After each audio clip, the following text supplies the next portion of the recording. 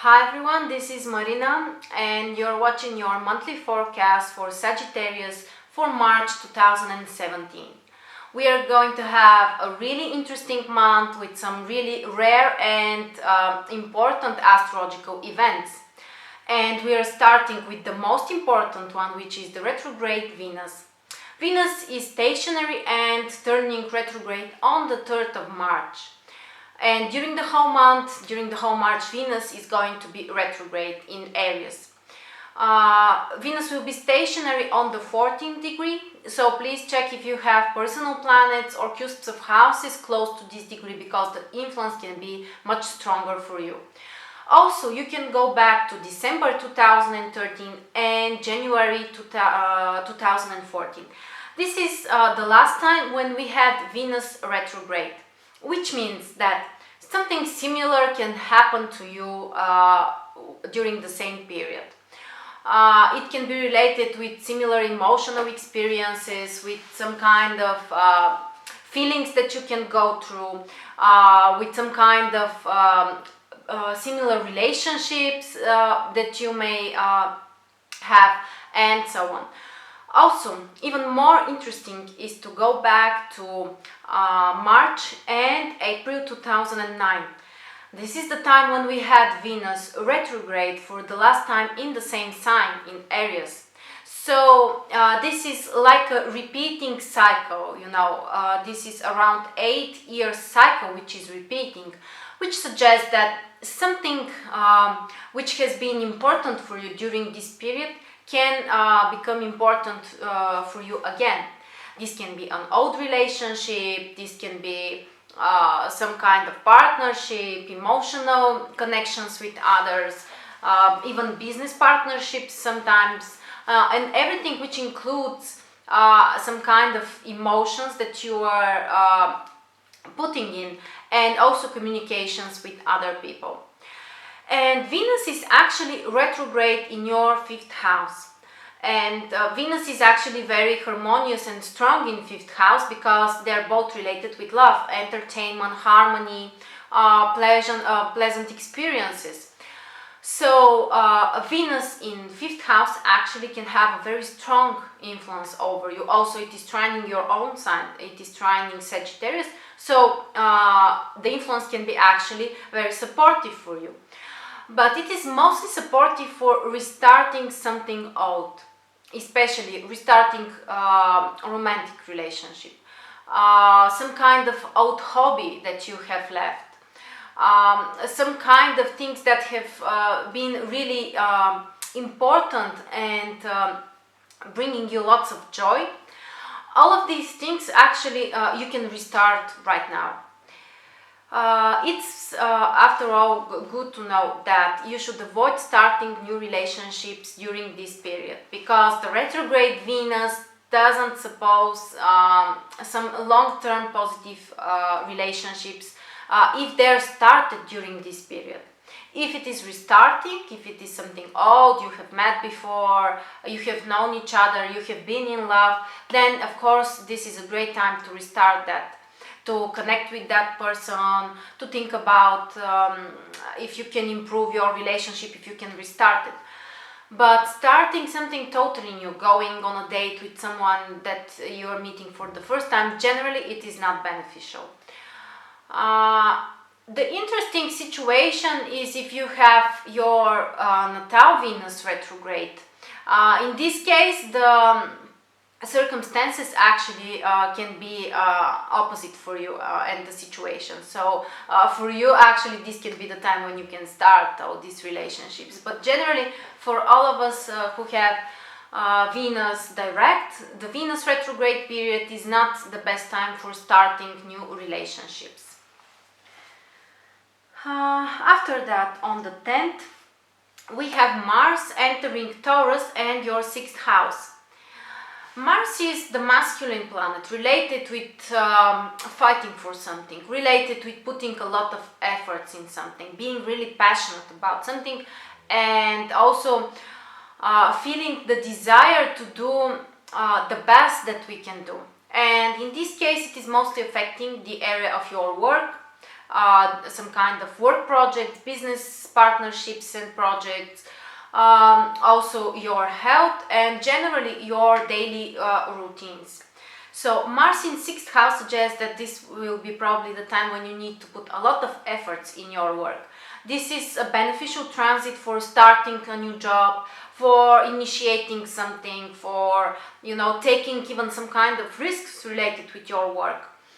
And generally, while Mars is in 6th house, this is a time when we are really busy, when we have lots of responsibilities. Sometimes we might be impatient, we might be more irritable, we can be more nervous, because Mars is not related with patience.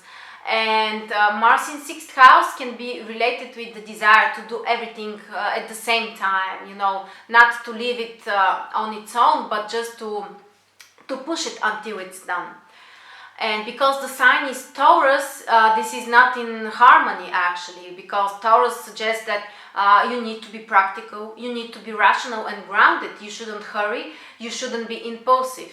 So you can plan your work activities, you can start new projects, you can even start a new job. This is beneficial, but just try to do something which is practical and rational, also which will have a financial result for you, which is also related with Taurus.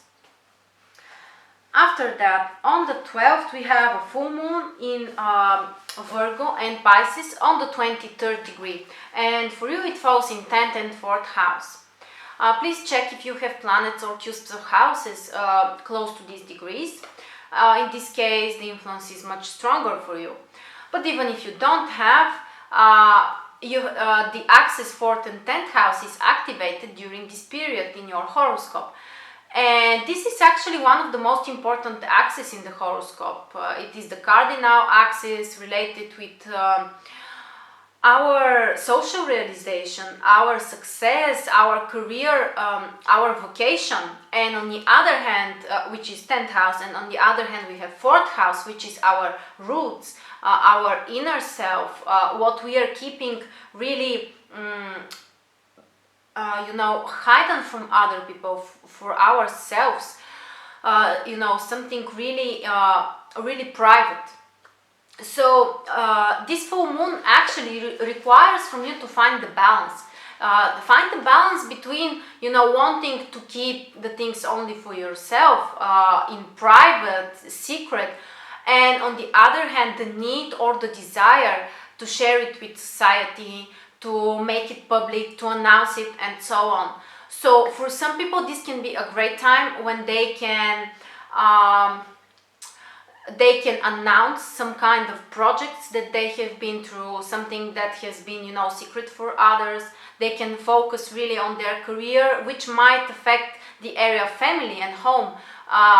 On the other hand, also the opposite scenario is possible, when you may need to neglect your career, your work, because you need to pay more attention on some kind of family issues or responsibilities related with your home and so on.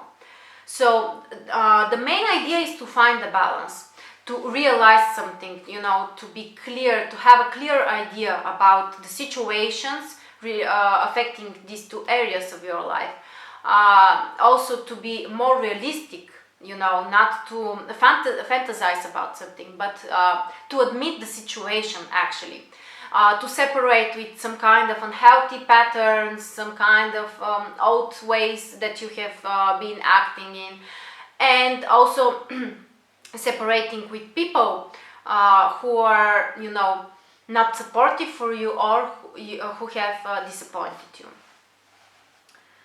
After that, on the 13th, we have Mercury entering Aries, which for you again is in your 5th house. Mercury is the planet of communication, interaction with others.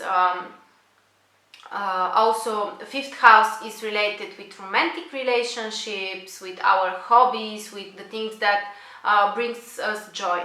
So Mercury in 5th house is actually a great transit for meeting with people that you are interested in, with some kind of romantic conversations, sharing your emotions to another person, revealing your feelings. For people who are more creative, this can be a time when, for example, they can write more, they may feel inspired to share their ideas, they may have actually some great new ideas, especially related with some kind of arts or something like that.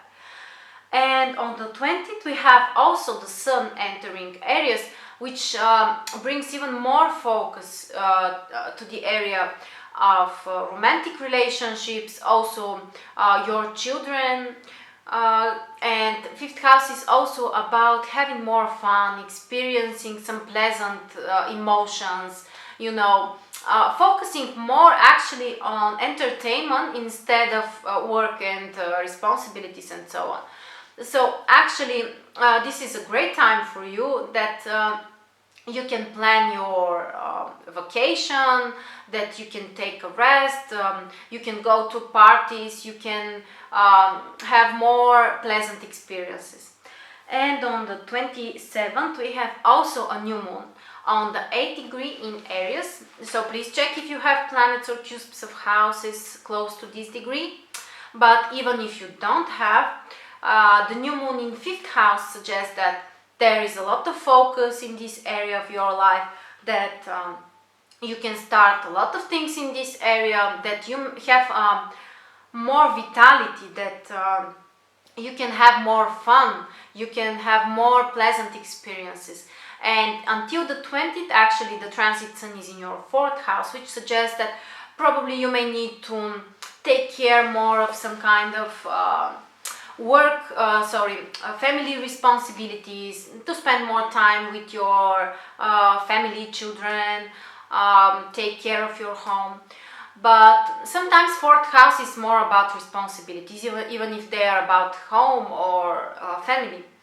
And 5th house is very different. 5th house is about entertainment, about having fun. So actually the difference is very big for you, and it is a great time, the end of the month after the 20th, it's a great time to plan some kind of vacations, you know, practicing more your hobbies and everything that brings joy to you. So these were the most important transits for you during March. Thank you very much for listening, and see you next month.